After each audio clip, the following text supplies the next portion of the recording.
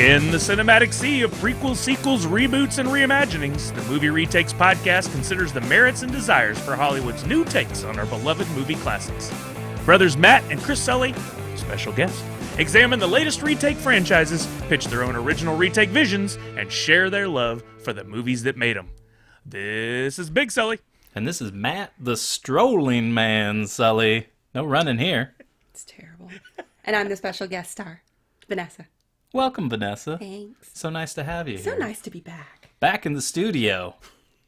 It sounds bigger than it is. Welcome, everyone else listening today to another fine episode of Movie Retakes. Prepare yourselves, because we're going to do a lot of running. It's time to start running!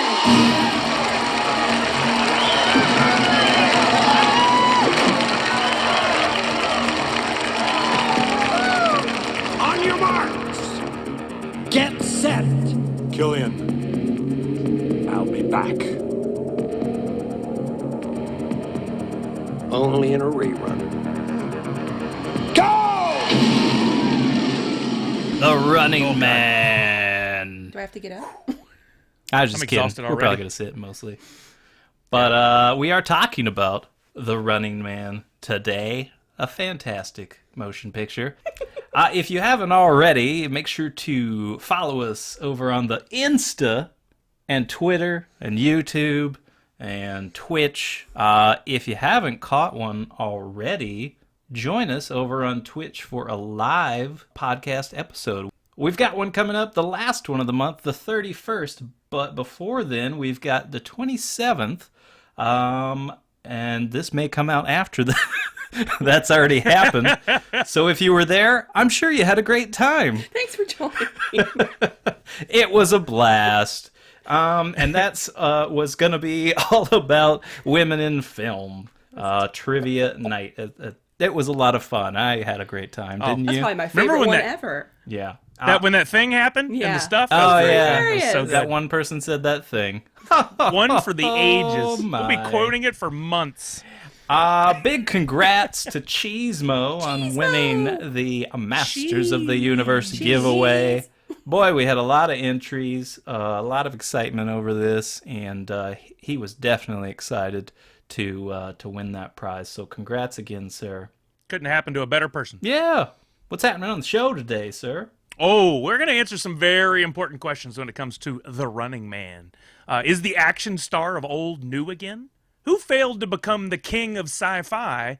And which Running Man actor was a professor of wrestling? All Good very question. interesting. A professor of Yeah, I like wrestling. these. I never look at them in advance, so it's always a surprise to me, too. Interesting. It is, isn't it? So you can just be a professor of anything? So interesting and unique. Well, I stretched the use. You'll find out Oh. later in the program. Intrigued. First, what you watching?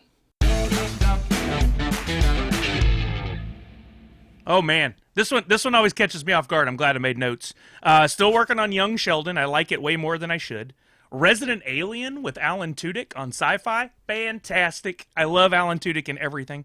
Debris, brand new sci-fi show on NBC from the makers of Fringe. Loving it. It's very X-Files-ish, very Fringe-ish. I think you would dig it. Kind of a mystery of the week with some sort of alien technology. Lots of fun. Young Rock, the story of The Rock as a kid, is fantastic as well. So funny. Superman and Lois is better than it should be. I finally got into Prodigal Son with why do I keep blanking on his name? Sheen is his last name. Martin? First Charlie? name keeps a not one of those Sheens. A different Sheen.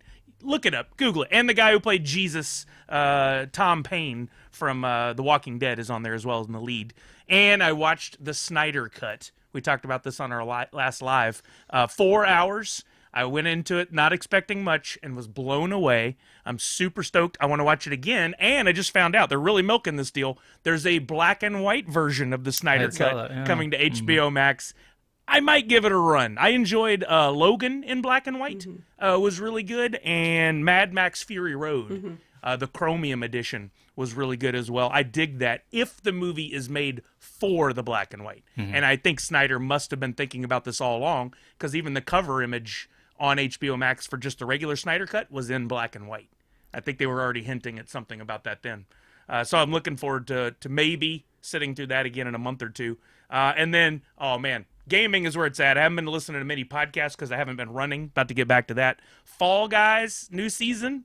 That game is so much fun. So frustrating, but so fun. And now there's some new squad modes that make it even more fun to play with your friends, which I do on my stream a lot. And Rocket League, my other favorite game, has the new Llama Rama event. It's a crossover with Fortnite. And even though I suck at Fortnite, I still enjoy all those graphics and the fun stuff they do with that. So I'll be playing those a lot.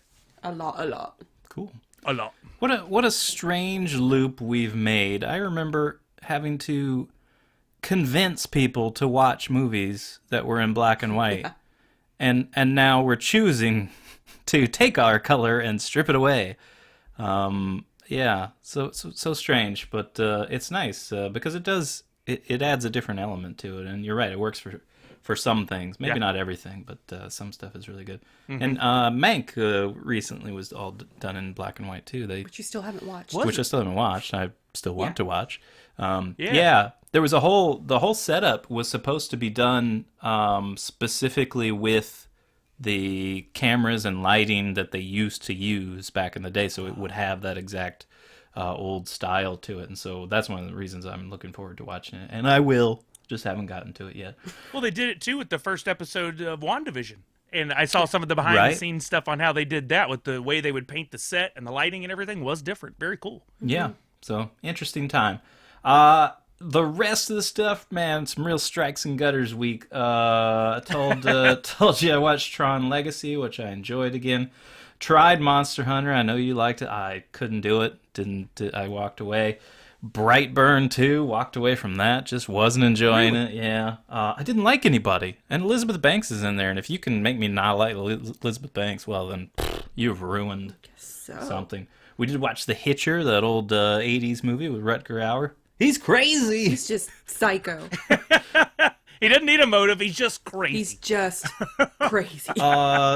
Sadly, we tried watching The Ward, an old John Carpenter movie, and we're big John Carpenter fans and didn't make it very far in that either. I forgot we tried that. I've already blocked it out. Just wasn't good. On the opposite end, The Trial of the Chicago 7 was excellent. Very good. Very, very good. Yeah, we started The Stand. She's continuing. I'm not. You started The Stand. Didn't enjoy it. Falcon and Winter Soldier. I guess I'm just a grump. Was underwhelmed with the first episode, but I will be trying to continue there. And then a movie called I'm just gonna call it Sentinel. It's a French movie where this woman basically has what's it called? PTSD? Thank you. PTSD. Yeah, there you go. She has PTSD after some horrific things she's witnessed in war, and when she comes back home, she's still a little cuckoo, and basically goes on a killing spree. Cool. It was pretty entertaining. But it's in French. It is in French. But that must have been on Disney Plus, right? Yeah, of course. And no, recommend that one for sure. Anything you're watching, Well, I continued with The Stand. Matt didn't like the first one for the reason that many people have said, the switching all over, which I agree with him because I don't think that most people would follow that if they didn't know the story, which I do because we both read the book. Mm-hmm. I'm now on episode 7, and it's not as good as the first one by any means. I don't like the characters as much, but I'm enjoying the story well enough, so I'm keeping on it. I finished it. You did? Did you like it?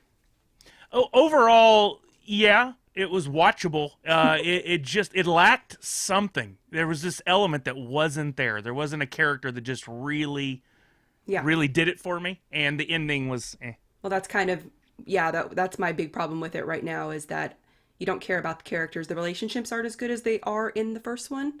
In the first one, there's a lot of really close bonds that are made. And it makes you care about the characters, and that's just missing. And this one doesn't have Rob Lowe in it, so it fails. Yeah, the best thing about this one is making you want to watch the original. I got Matt back in for a half a second. I'm like, guess who's in it? Greg Kinnear. What? Then he watched 10 minutes and was out again. But anyway. I also watched The Vanishing at the Cecil Hotel, that documentary. If anybody wants to watch that scary thing, it's really good. Let's see. I watched a scary movie called Demonic, which sounds so lame. I picked it because it was only an hour and 20 minutes, and I'm old and I wanted to wrap it up. And it was actually really, really good. I don't want to give anything away. It's on Netflix. Check it out.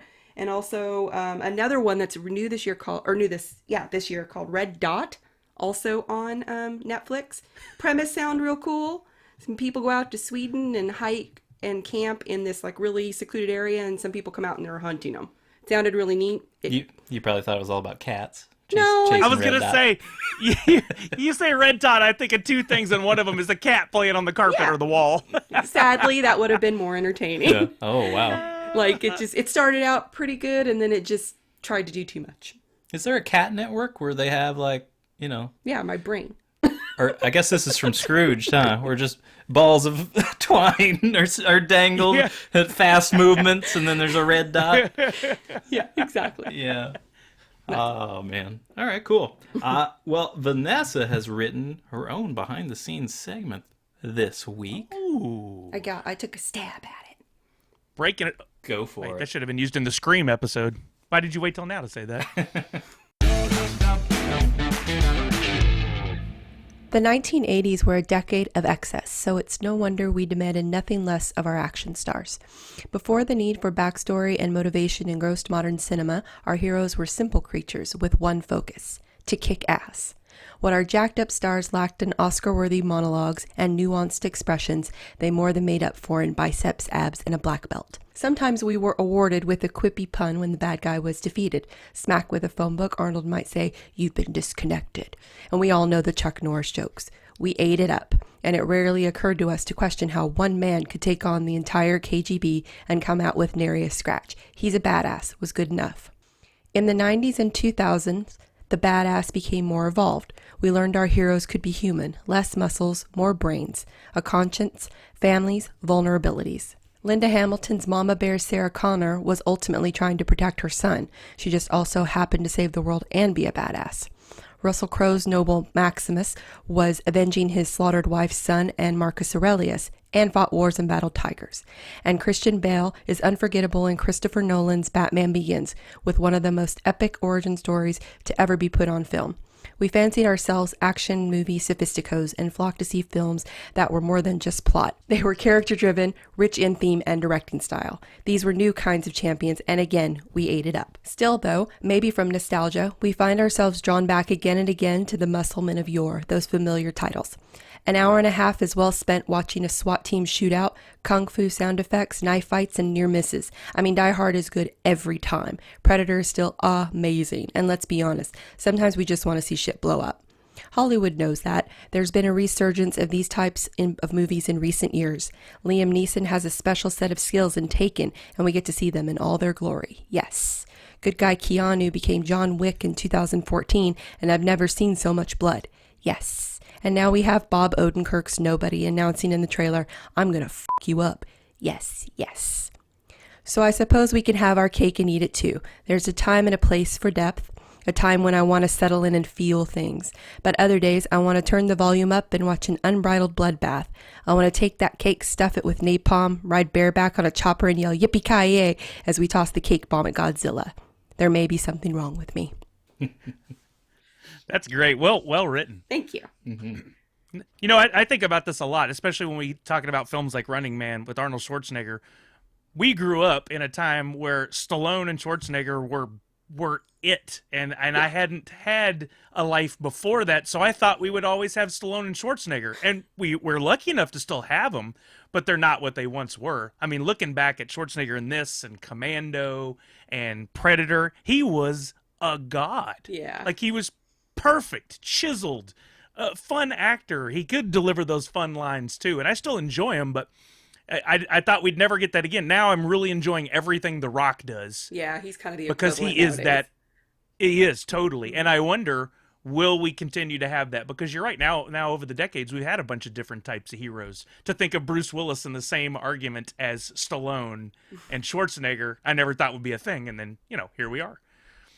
Yes, it's really interesting. I think we'll always have a variety, but I think it just seems like we demand to have that big bulk of a man that needs to go around and be not only intimidating, but also very likable. Like that is our hero. Yeah. We need to have that hero. And you're right. I think The Rock fills that right now, even though Schwarzenegger is still around and still very good, actually. And when The Rock gets a little bit older, we're gonna have some new guy that comes in and is that same sort of defined statue of our idea of a god on Earth.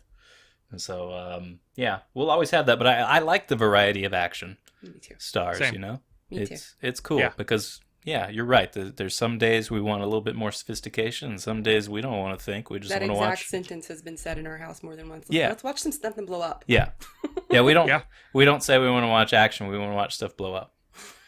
I like that. Yeah. No, that's good. That's like when I want to play games. I say I want to shoot some stuff. Yeah, right. Exactly. I don't mean it in real life. I want to get into the games and I want to pop some skulls. Yeah. Sometimes I want to solve little puzzles and stuff and go on an adventure, and sometimes I just want to kill things. So yeah. All right. Speaking of killing things, that happens a lot in The Running Man. And what a segue. That is the movie we're discussing today. Thank you.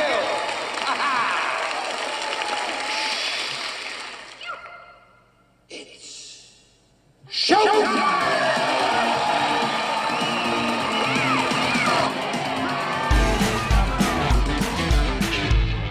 In a dystopian America, a falsely convicted policeman gets his shot at freedom when he must forcibly participate in a TV game show where convicts runners must battle killers for their freedom. It stars Arnold Schwarzenegger, Maria Conchita Alonso, Jesse Ventura. Right. I'm not. Maria Conchita Alonso. Yeah, that's what you're. Jesse Ventura, Jim Brown, Marvin J. McIntyre, Professor Toru Tanaka, Richard Dawson. And this episode's actor spotlight is Yaphet Kotto. You'll know him from Homicide, Life on the Street, was on there for 6 years, 93 to 99. He was also in Midnight Run, Tripwire, Freddy's Dead, The Final Nightmare, Live and Let Die, and he was Parker in Alien from 1979. And I love him in that role. Mm-hmm. He's always that for me. His father was a Cameroonian immigrant of royal ancestry. His great-grandfather had been a king in pre-colonial days. He was on a Paramount shortlist for the coveted role of Jean-Luc Picard in Star Trek The Next Generation, spurned the role for fear of being typecast, silly man, for the same reason, if you get this, Kotto also turned down the part of Lando Calrissian in the Star Wars franchise. What? Oh, man. So that answers our question of who would have been a sci-fi god. Yaphet Kotto. He would have been an Alien, Star Wars, and Star Trek. The biggest sci-fi franchises ever. Sadly, he died very recently, March 15th. Yeah. You probably saw that news. Yeah. I didn't. You didn't? Oh, no. Yeah, just died. And so we won't be getting anything else from him, sadly. But definitely go see him in Alien. I never did watch Homicide, but I'm sure it's great. Homicide was good. Yeah, cool. I remember him from Live and Let Die. And I'm sure I saw him in Freddy's Dead, but I don't remember that one. I saw it maybe twice. Same. Yeah. So Running Man was directed by Paul Michael Glaser, who directed Kazam. Don't worry, there's more. The Air Up There, a slight improvement. The Cutting Edge, which I remember being pretty charming. And then some random television. People may know him more as an actor, however. Recently, he was on Ray Donovan, but most notably, he played Detective Dave Starsky on Starsky and Hutch from the late 70s. Really? Yeah. What? This movie was based on the novel by Stephen King under the name Richard Bachman, which Vanessa and I actually managed to read the whole thing. We did it. Prior to recording this episode and writing our pitch.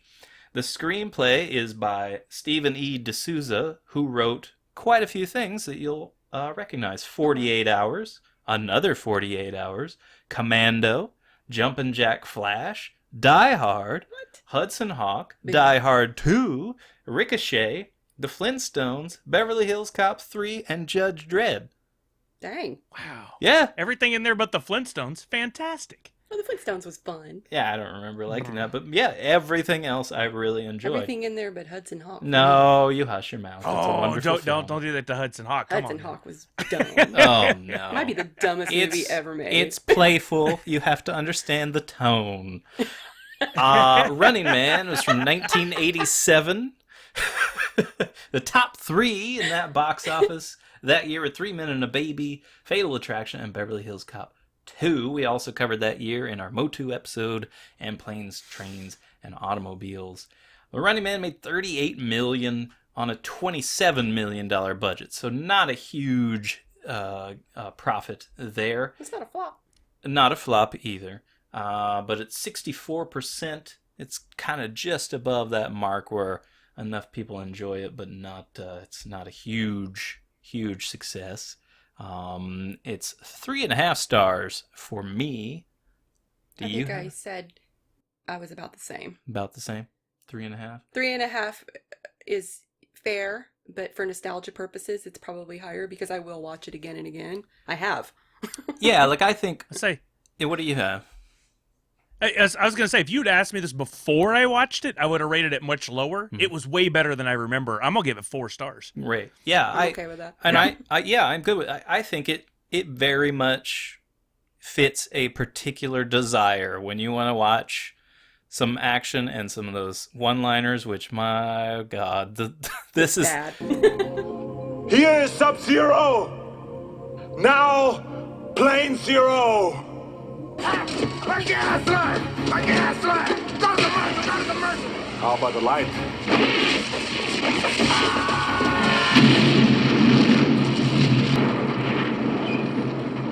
What a hothead. You bastard! Drop dead! I don't do requests. The most one-liner film. We wanted to count and we lost count. It's got to be in the 20s of him just, and for the same kill, he said like 2 or 3 things. He just kept. I think it was meant to be. Well, we'll just pick one, but then they just let them all in. None of them were that great though. None of them are really None good. None of them were really like zingers. Oh yeah. Just Plane Zero. Yeah. No. Some bad ones, but bad in an entertaining way. And overall, yeah, the action was still fun, and just the movie overall was a good time. And I think there's a bit more to it than just an action film. I felt like it actually had a good story and characters came together and stuff. For me, I didn't really pay attention too much until this go around, but it feels very much like the same world of RoboCop. Like I could see this being in the same universe, and I really my favorite thing about it was that it took its time, like in pacing, building up to the games, and it really made a point of showing us the audience, like inside the studio and out, and like the betting arenas and stuff like that. Hold it, Agnes. Richards is a runner. You gotta pick a stalker. I can pick anyone I choose. And I choose Ben Richards. That boy's one mean motherfucker. And that, to me, like made it a fuller world, where if they had only ever highlighted on him and inside in the fighting, we wouldn't have understood that universe quite as much. So I think they did a good job there. They kept hammering in on the conversation about ratings, how ratings were so important. Right. That really helped, too. You're right. It made it global. Which, that's the only part, it really, trying to think of this, like, it just seemed like it was the only program on television. Are you concerned about ratings at that point? Because what other options? I didn't see any of those big screens with the Cooking Network on them, so that was in a niche area of town, the cooking district. That was in the fancier areas of town. 5-1 that cake doesn't rise. Showing HGTV. They're gonna pick number 3. Mobs of people out there, sell it, flip it. Exactly. All right, so hopefully you had a chance to check it out. If you haven't, go watch it. It's a good. And we'll watch it again. We watched it a few times. I've seen it at least 20 times. It has rewatchability. If you haven't checked it out, go check it out. It is a lot of fun. Do we have a keyword. Yeah, actually, I want to interject two things here real quick. One, we did not focus on a review this week because for the fourth week in a row, we have no new reviews. Guys, we need those reviews. Go over to Apple Podcasts and leave one. It's super simple. You can do it from your phone. Just find the podcast, scroll down. In fact, if we get any between now and our next podcast, going to pick one or more random names to send one of our very exclusive movie retake stickers, either the Goonies or Masters of the Universe. There's only going to be about 50 of each. What a quick way, easy way to get one. Just go leave a review. 5 stars, put a few sentences, few words in there, put your name on it, boom, bam, bum, done. Easy. But we're also going to have another upcoming giveaway. We don't know what yet, but I have some ideas. And you'll need this super secret keyword for that next giveaway. Jot this down, because otherwise you'll have to come back and listen to this again. Never mind. Don't jot this down. Come back and listen to the podcast again later to get it. The keyword is fireball, as in one of the characters from the movie Fireball, all one word. Good one. His hair is cool. Yeah. Yes. Why don't you wear your hair like that? If I had Your more, beard's I would. kind of doing that. I could do my beard hair like that. Yeah. His almost is. I've got the fireball Got the beard. fireball beard. Right? If I just go upside down, Upside down face. look, who am I? Where's rotate camera? Is that button? fireball? I think it was. Oh, no, it was me. Upside down. All right. Edit that out. Now it's time for our pitches. This is the your favorite part. Actually, I don't know. What is your favorite part? You like the trivia. This is my favorite part. It Yes. is. The, It's my the trivia is favorite part as fun, well. but this is the part. I say this every time, and I'll say it again now since you're setting it up. This is what sets us apart from all those other podcasts. I don't know anybody else that's doing this, and this was the part that really sold my brother and on it when we were coming up with the idea, and excited to have Vanessa on with her pitch. Did y'all do a joint pitch or separate pitches this week? We did a joint pitch. Yeah, because we read the book joint pitch, together, okay. and then well, Came we'll with your get pitch? into Give it. it away. Okay. But I love hearing this part. We not only do we break down the movie, the original movie or movies in the series or the franchise, but then we give these pitches of our own original ideas. I can't say that enough. Our own original ideas, giving it a title, a director, the stars, the synopsis, everything. So one day if they make this movie, we've got proof and we can sue the hell out of them for our cut. Or maybe somebody will come along, listen to it, and go, you know what? Let's bring those Sully Brothers and Vanessa on, and let's have them help us with this film, so we can get writing credits and a fat check off of a future film. I'm looking forward to that day. It's going to happen anytime. I think So, that's a, I'm going- credit. yeah. Well, That would be great too.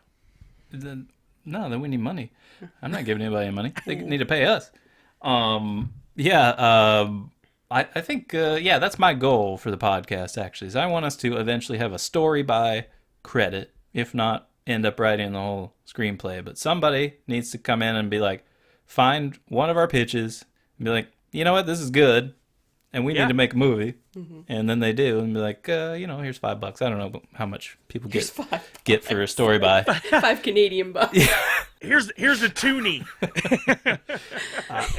I think you're first. Are you first? I'm up first this time. All right. So I want to preface my retake this week with a little something. I did this in the past. I want to do it again. This movie, Running Man, was way better than I remember. In fact, the more I wanted to write this, the more I thought that movie is actually so good, I don't want to tinker with it too much. I want a reboot. I want to leave a lot of what was there.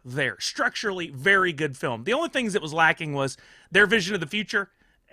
Didn't come quite so true, and we've already passed the dates in the movie, and it was nothing like that, right? I mean, maybe a little like that, but not mostly like that. The technology guesses, pretty far off.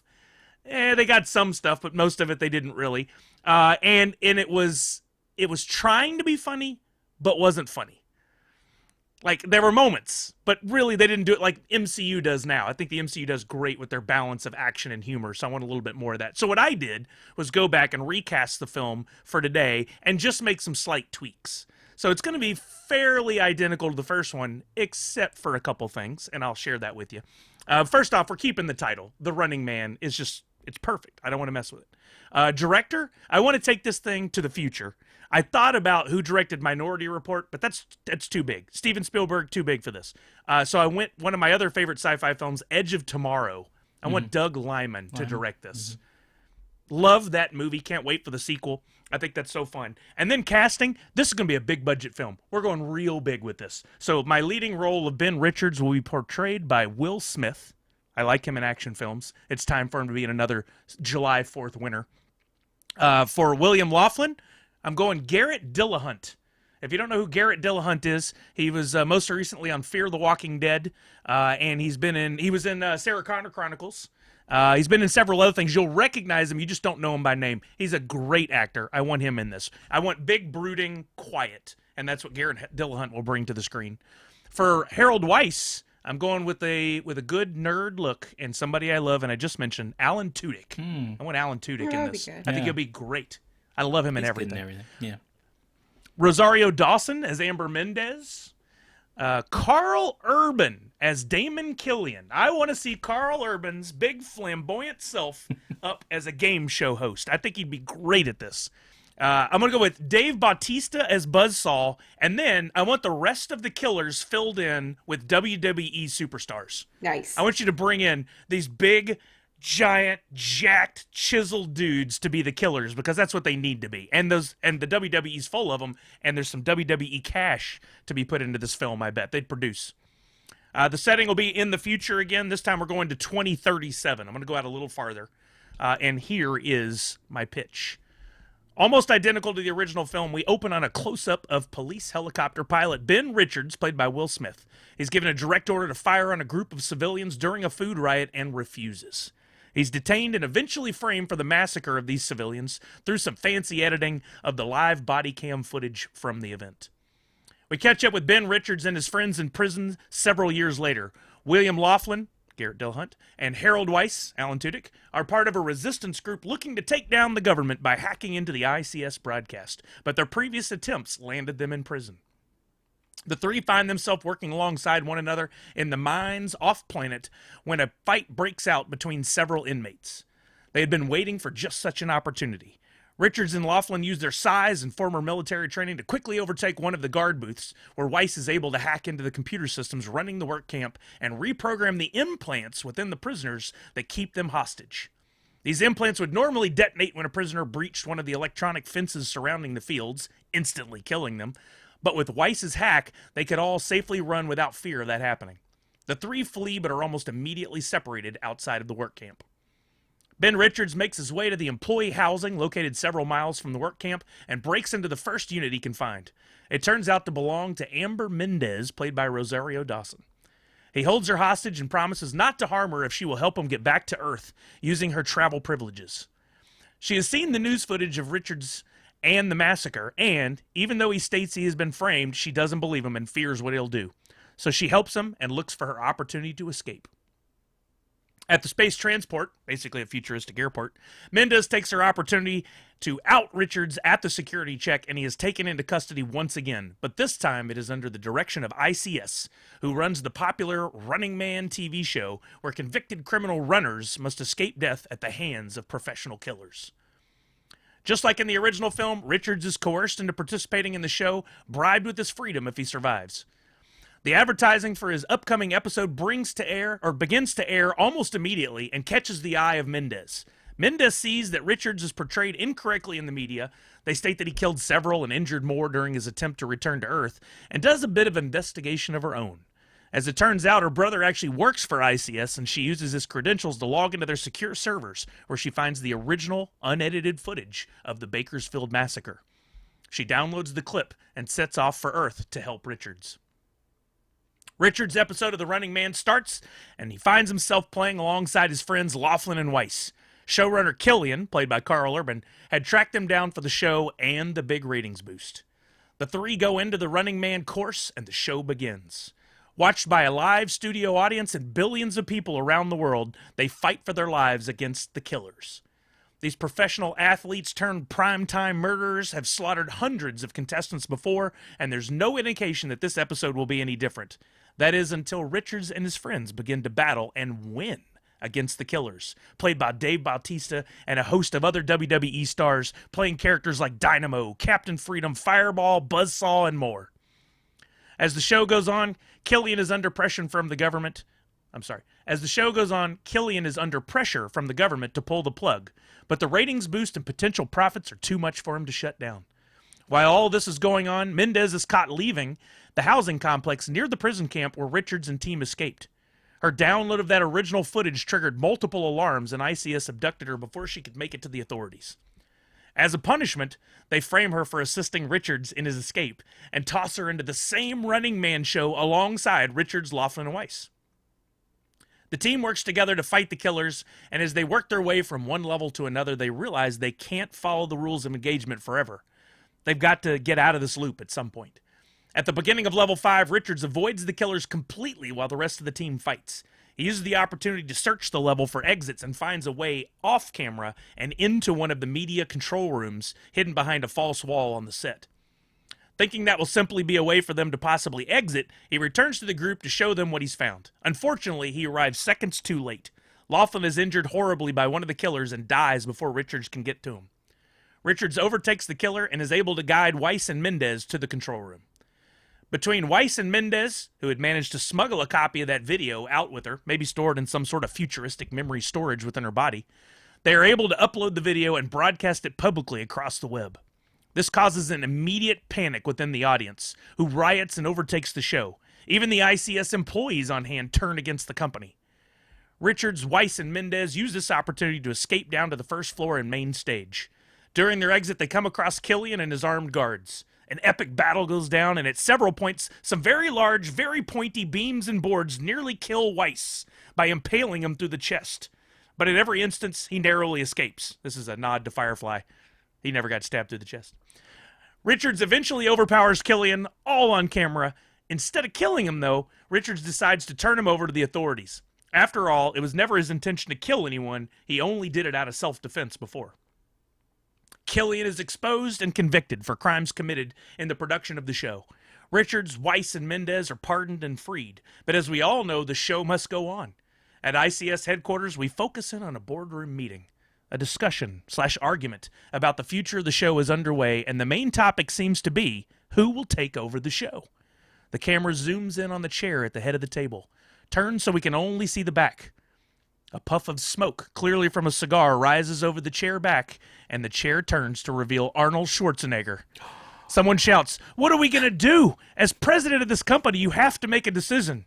Schwarzenegger says, "Well, I can think of only one man for the job. I guess I'm back." Mm-hmm. Roll He credits. said it. He He said the thing. Yeah. He loves The deal saying and that. stuff. And the deal with the thing is the stuff. I bet he leaves the room a lot just so that he can come back into the room and be like, "I'm back." As he leaves, he just kind of leaves "Hey, through I'm the back." door. Yeah. I'll be back. Yeah. I'll be back. Yeah. His kids are so So yeah, sick of it. Yeah. I changed Like, a few yeah, things. I know. I thought it was too convenient that Maria Conchita Alonso just happened to work for the same company.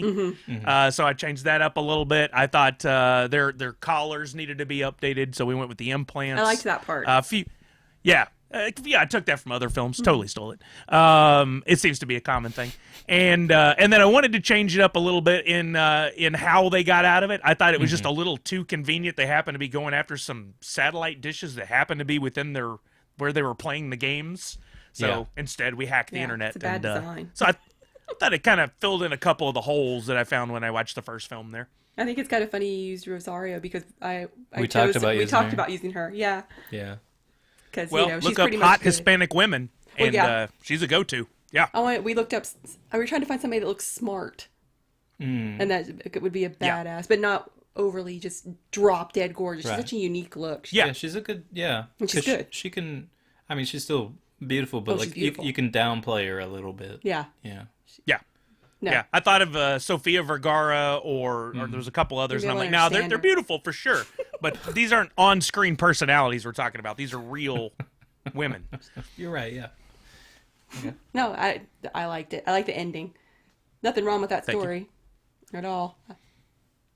Yeah, Okay. I couldn't hack it into something new, and I felt like a prequel or sequel was just not going to do it justice. So Yeah. We sort of felt that way too. But what we decided to do, I had always read that Stephen King didn't like that movie. He hates it. crazy. And I never understood why. Matt and I have both read a lot of Stephen King books, and for whatever reason, neither of us had ever read this one. So I always assumed that it was because it didn't follow that story. So we decided to read it thinking it was going to be a short story. No, it's a novel. So we read it together over the last week, and it's actually really good. Yeah, it's really, really good. Old Stephen King is so good.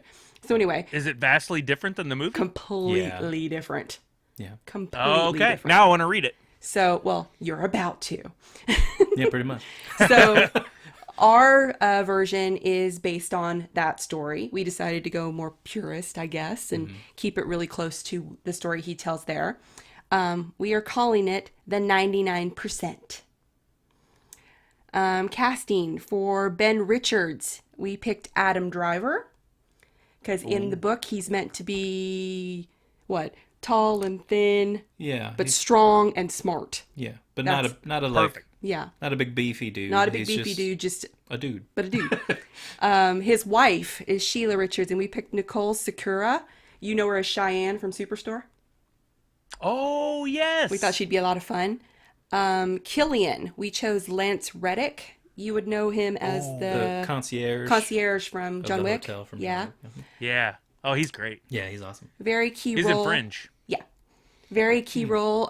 We picked Shailene Woodley to play a character, Amelia Williams. The head, Hunter? Yeah. Is named McCone. We picked Jeremy Renner. Ooh. And then somebody that helps him, a guy named Paracus in the story, is going to be played by Hunter Schafer.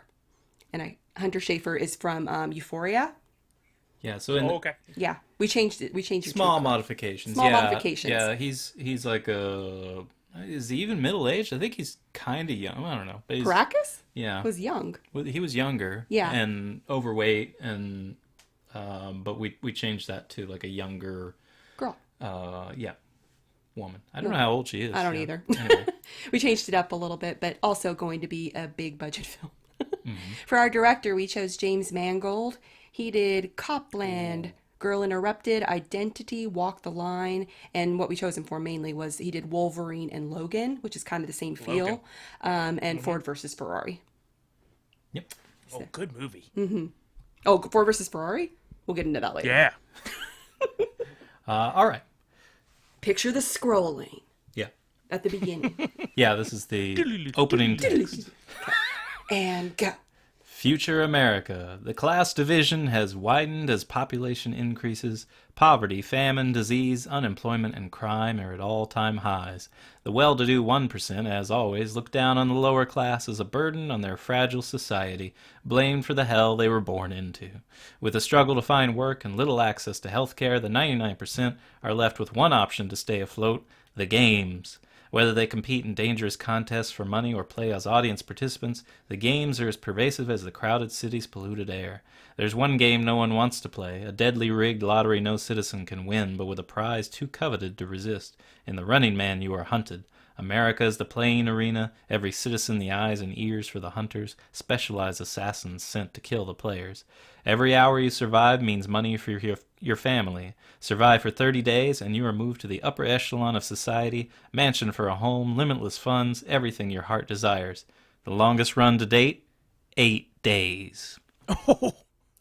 Ben Richards, tall, modest build, in his early 30s, is working his way through his neighborhood, littered with trash and people, echoes of raspy coughs and haggling at makeshift marketplaces. Richards questions every black market and drug dealer he can find, all on a first-name basis, searching for medicine for his sick daughter. He's a charming smartass who people seem to respect even if they don't like him, but his mission is a bust. Richards returns home to his wife empty-handed. He says what was available they couldn't afford. They talk options, which turns to fighting, arguing over her plan of prostitution and his decision to burn bridges with his last employer. In the background, the games are playing on the television, their daughter watching a man stick his hand in darkened holes in a game called The Wall of Mystery. The announcer emphasizes that some holes contain cash, others contain not cash. Right after the contestant screams, a jingle alerts both husband and wife to look at the screen. A lottery of names is announced, each name receiving $100 and one free hospital visit. The husband and wife eagerly watch, but no one in the Richards family is called. Their young girl begins a fit of coughing. Ben says it's time he got in line for the games.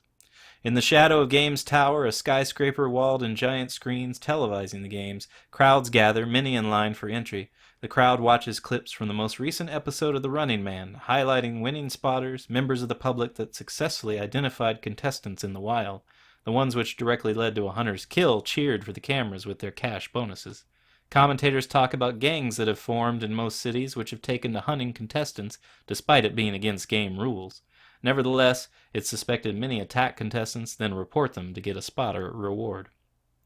A little after mid-morning, a new wave of people join the lines. Day laborers and rejects from the employment offices. They say there isn't a job left in the city. A friend of Richard's is in line. He says they're turning away more people for the games these days, but payouts are better, and prior contestants can reapply even sooner. I played just last week and got $200. They even covered my medical expenses, he says, waving a bandaged stump where his hand used to be. The line is moving slowly. Everyone is on their comms devices, similar to a mobile phone issued by the city as an ID/tracker/video device used by everyone for the Running Man games. Richards uses his periodically to check in with his wife, then eventually makes it inside the tower. We watch Richards go through rigorous testing, physical and mental. He's shown to be smart, smarter than those giving the tests, and his sense of humor goes unappreciated. He moves up the building floor by floor, more tests, more questions. The waiting rooms get smaller and smaller. A mass of men and women dwindle down to just a few. He and the others, Laughlin and Jansky, figure out what they were in for before they were told. They talk about the big games of the past, how one guy lasted 5 days but was disqualified because he ran to the hills and couldn't get a comm signal. No comms, no proof of life, no money. They agree the average survival is 4 days. The contestant that made it to 8 was outstanding, pissed off the hunters so much they sent in the lead hunter, McCone. Some say the guy was so afraid of McCone he killed himself. Others say McCone talked him into doing it. They're on a high level of Games Tower now, looking out over the city. Everything here is swankier, the pumped-in air is cleaner, the staff is even more attractive. Laughlin and Jansky are each called away. They go into a huge office and come out with women on their arms and smiles on their faces. Finally, Richards is taken to the grand posh office. It's Killian's office, director of the games. Killian is cool, condescending without being insulting. He explains to Richards that he's been selected for the greatest game of all, the Running Man. Killian reviews the details. America's free reign, 48-hour head start, $500 every hour you survive. Kill a hunter, it's another $500. Keep your comms device with you at all times, but you can't contact anyone except Games Tower and send 2 daily video confirmations you're alive. Killian assures Richards they don't use the comms device to track him. It's not sportsmanlike. He asks Richards if he wants anything at all before the game begins. Women, food, etc. Richards asks for bourbon and books, and that the money from his 48-hour head start be sent to his wife for their sick daughter. Killian seems to break character, relaxing his rigid royal demeanor. He says he personally chose Richards, that he likes him. He likes his smart mouth and his no-bullshit attitude. He thinks it'll make for good television. He hopes he'll last a while and gives him some advice to do so. Stick to your own people. We get a montage of the 3 contestants saying goodbyes to their families over comms and celebrating their final days, talking only briefly about strategy. Richard says they shouldn't stay anywhere long, always be on the watch, and get a weapon just in case. The others don't want to think about what's coming, but soon enough it's time. The men suit up, there's introductions to the crowds. Richard gives the world the finger, and the games begin. Laughlin, Jansky, and Richards are running men. Richards puts together a disguise and gets a black market comms device from his old friends, allowing him to travel and get a hotel far from Games Tower. When the 48-hour safety window runs out, he hides in a shanty town in the poorest part of town, his people. A spotter gang sets fire to his hideout, and Richards escapes among the homeless. He emerges from a sewer to find a kid willing to help him for a few dollars. Richards hides in the trunk of the kid's car and gets driven through several checkpoints across state lines. He gets word that Jansky's dead. He meets with a friend of the kid's, Paracas.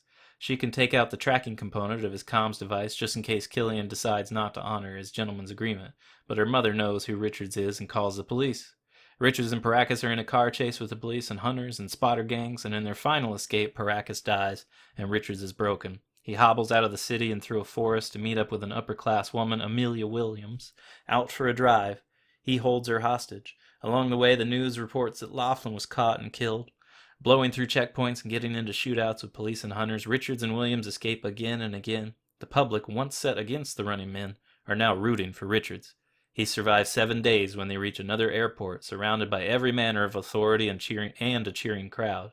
McCone is there too. He's not big like Richards imagined, but he's intimidating nonetheless. and he's had enough of this running man. Pretending to have an IED, a lie supported by Williams, who has begun to feel sympathy for Richards, they are allowed onto a jet, but McCone goes with them. The plane takes off, McCone all the while talking to Richards, getting in his head, trying to get him to admit there is no bomb. Hours into the air, moving low over populated cities, Killian calls Richards to congratulate them. He's beaten the running man record, and he wants to offer him a job. They'll still have to show the public Richards was caught and killed, but Killian wants Richards to work on the games with him. Sadly, Killian tells Richards that his wife and daughter were killed by a spotter gang hoping to get information on his whereabouts. Richards is devastated, not sure if Killian's telling the truth, but he accepts the man's offer. McCone is furious. The plane is routed back to Richards' home city and gaming headquarters, Games Tower. In the city, riots are forming, the 99% turning on the authorities and tearing through the neighborhoods of the 1%. High above, unaware of the chaos below, Richards kills the pilot and straps Williams with a parachute, kicking her off the plane. In a final shootout, Richards kills McCone, but is mortally wounded. As a panicked air control tower calls asking what's happened, Richards, slowly dying, takes control of the plane and flies it directly at Games Tower. Killian looks up from his grand desk in his posh office to see Richards' face from the cockpit. He's smiling, his middle finger held high. Game over. Hell yeah. Wow. Dang. Kamikaze. Yeah. I love the end of that. That is the end of the novel too. He's flying the plane. He's like he looks up long enough just to see him flipping him off. Yeah, I love that. I love Oh my God. You could see it. Yeah. It's so good. Yeah, I mean, I had to speed through some of the stuff there just for time, but I mean, that's pretty much the book. Pretty loyal to the book. And yeah, It's cool. It's really entertaining. Yeah. I love the idea that they're not in an arena. Like, he can travel Same. anywhere. Mm-hmm. It's even scarier with the technology now because everybody could be able to spot you at any time and immediately report where you are rather than what would have been kind of delayed before. Like in the book, he has to film himself and then mail in the tapes. Yeah. So there's a bit of a built-in delay. I really like the idea too that I lost my train of thought. Keep talking. I like that idea too. I like it because it kind of reminds me of Ready Player One a little bit in that the entire world is engaged in this and can participate in some way. Yeah. Whether or not they're the main or they can really get the main prize, they can feel they're a part of it, and that's society. Everybody wants to feel like they're a part of something big like that. Yeah, so I feel like it's very relevant. Yeah. Yeah, and I think so too. and that leads us over into The point I was going to make is that I really like that they choose to participate in this rather than in the movie they're forced to. It's almost like a punishment, right? Like an extension of their prison sentence. Yeah. Here, well, they don't want to, but it's like a real opportunity, even though he doesn't want to do it. I think that's really interesting. Yeah. They talk about that a lot. If something Everybody like this wants. existed tomorrow, there'd be people in lines out the door to participate. Absolutely. It would be real. yeah. Yeah.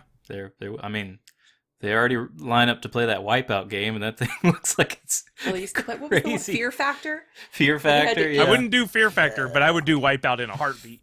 What's that one we used to watch where it's the Japanese game show? Oh, with yeah. the dubbed. It's Extreme something challenge. Yeah. They used to play it it at bars all the time. So funny. That was hilarious. It is. I would be on that show. But yeah, people look like they got really hurt off that show.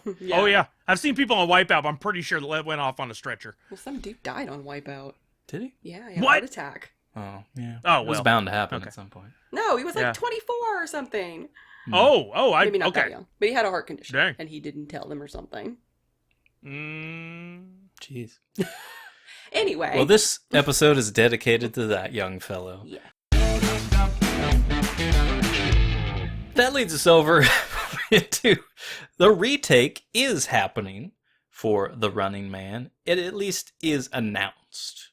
And it's going to be directed by Edgar Wright, who, if you joined us for the latest episode of the podcast on the live nights, we did a trivia for Edgar Wright.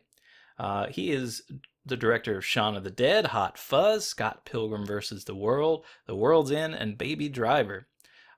He's also writing on this, which he wrote all of those movies, and contributed to the Ant-Man screenplay. We talked about that a little bit as well. Also writing this is Michael Bacall, who worked on 21 and 22 Jump Street. Project X and wrote for Scott Pilgrim vs. the World. So there's some good stuff That in has there. a lot of potential. It's going to be humor for sure based on all that. A lot of humor. Yeah, and I feel like his character's supposed to be pretty funny, like in a smart-assy sort of way. So I think there is room like for a dry that kind of humor. I don't know. He says he's going to be more faithful to the novel, but I mean, at the same time, it's Edgar Wright, like his fast cut sort of things, where I don't know if that's exactly how I imagined the. I wonder if it'll be British. I don't know. Great question. Yeah, it may not happen in America, like we always just assume everything will, but yeah, it could happen over in England. Yeah, and he said, Edgar Wright said, that given the choice of remaking any movie, The Running Man would be that movie. Really? Yeah. Too soon for casting or a release date, but I'm already looking forward to this one, as I'm looking forward to anything that Edgar Wright will put out. So I'm pretty excited. I think Shaun of the Dead and Baby Driver are perfect examples of what kind of movie this would be. Because those are both really funny, but they have Shaun of the Dead's super funny, but they both have that drama that I'm looking for. Develop characters and kind of that dry thing. Yeah, and then when, in a lot of these, he does action well. Yeah, he does. Like, he makes it exciting. Yeah. Those car chase scenes with Baby Driver are amazing. And Scott Pilgrim. The action in there is so really good. Yeah. Yeah. 21 Jump Street almost made me pee myself. Those movies are so funny. 22 was okay. 21, though, almost killed me. Yeah. So good. I lose my breath at points during that movie. Yeah. Okay. Well, overall, yeah. I mean, I still really like the original. But I look forward to seeing Edgar Wright's take on this, and if it is like the novel, we both enjoy the novel so much that I think it's going to be great. Me too. But let's do some trivia. Oh, I like this part. And we'll do a round robin. You want to start with the first one? Sure. When Rob Cohen purchased the rights to Richard Bachman's novel, The Running Man, he had no idea that Bachman was actually a pseudonym for Stephen King. Went Southern there for a minute. Did I? Stephen King. Stephen. Game show. Now I'm doing it. Game show host Damon Killian is played by Richard Dawson, longtime host of the American television game show Family Feud. Many people who worked with Dawson say that in real life, Dawson was much like his character, Damon Killian, in his handling of underlings. Oof, not nice. Not a good review. Y'all did this to me on purpose. Erland van Lith, Dynamo, was a classically trained Helden baritone opera singer. So in his introduction, when Dynamo is singing an aria from The Marriage of Figaro, it actually is Van Lith singing. Wow, that's crazy. Sing it. No. The film inspired TV's American Gladiators, as well as the plot and settings of the Williams arcade game Smash TV. I remember that game. Same. The footage of the attacking helicopters is from King Kong from 1976. That's cool. I love when they reuse stuff. Me too. I want to make a movie that's just from old footage from other movies. Do it. That would be so good. See, people could spot them all. Like, this is a big budget movie. Yeah, it cost me $0. Neat. By rights. Nah. Although credited as simply Sub-Zero, the character is introduced as Professor Sub-Zero by announcer Phil Hilton. Professor Sub-Zero is played by Professor Toru Tanaka. It is worth noting that Tanaka's professor title is not from a postdoctorate, his academic rank, but rather the wrestling name the actor went under in his WWF career from the 1960s through the 1980s, sometimes shortened to Professor Tanaka. I know when I was watching the opening credits, I'm like, who goes with Professor at the beginning of their name? This is weird. So his character's Professor, his acting name is Professor, and yet he is not a professor. I bet he's that guy that if you called him like Mr. Tanaka, it's Professor. It's Professor. Not doctor, it's Professor. Right. He professes to be a professor. The announcer, Phil Hilton, is voiced by Squidward Tentacles voice actor Roger Bumpus. Oh, that's funny. Yeah, that's cool. Too good. Originally scheduled for a July 1987 release, it was moved back 4 months by TriStar to avoid competition with Arnold's other summer film, Predator, which was released in June. It's a big year You're for telling me Arnold. Predator He did a couple could have come things. out in 1 month and Running Man the next month. That's insane. Paula Abdul was the film's choreographer. Many of the dancers were friends of hers from the Laker Girls. Nuts. She's forever my girl. She is. I remember watching this, like, I wanted to be a Running Man dancer. Yeah. They're super cool. And I actually do watch it now. I recognize some of those dancers from other choreographed movies. I know you guys probably don't catch it. Well, and you could tell the era from the dancing style because she was choreographed like so many things of that era. She was the 80s and the early 90s. Yeah, she's good. The character, Mick, the leader of the underground, is played by drummer Mick Fleetwood of the supergroup Fleetwood Mac. His compatriot in the movie, a character named Stevie, was played by Dweezil Zappa, is an obvious homage to Stevie Nicks of Fleetwood Mac. I think I read that. That's all right. Nice. Dweezil.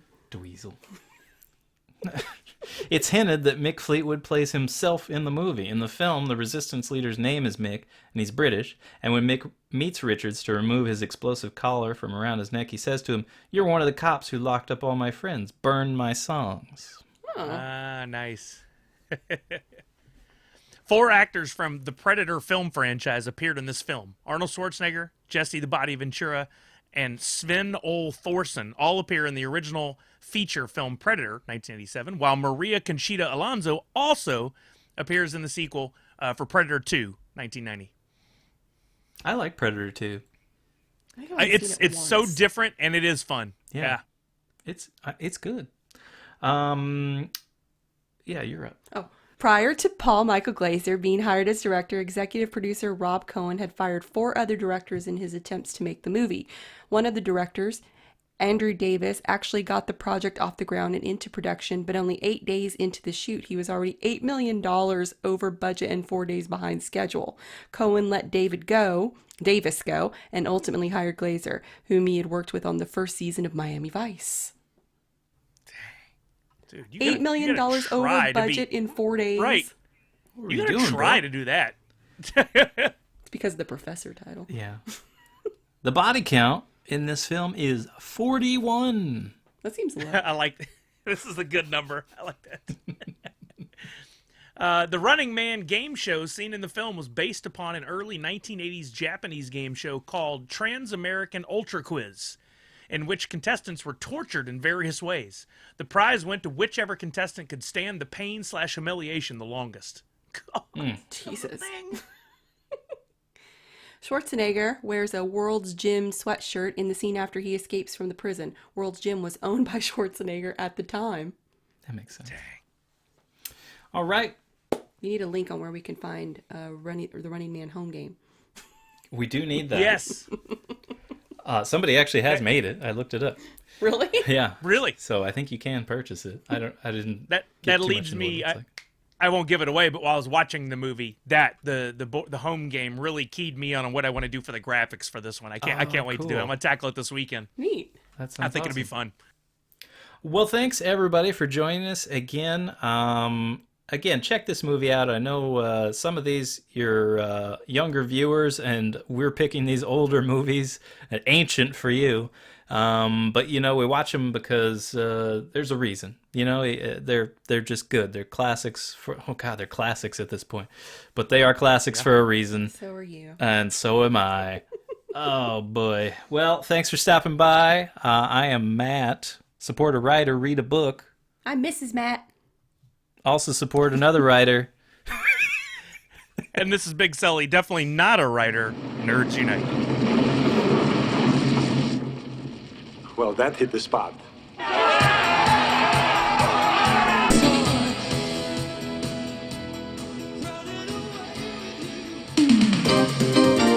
The Running Man has been brought to you by Breakaway Paramilitary Uniforms, Orthopure Procreation Pills, and Cadre Cola. It hits the spot.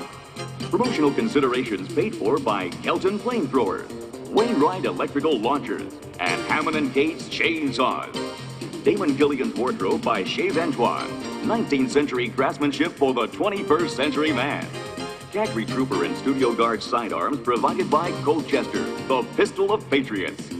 Remember, tickets for the ICS Studio Tour are always available for Class A citizens in good standing. If you'd like to be a contestant on The Running Man, send a self-addressed stamped envelope to ICS Talent Hunt, care of your local affiliate, and then go out and do something really despicable. I'm Phil Hilton. Good night and take care.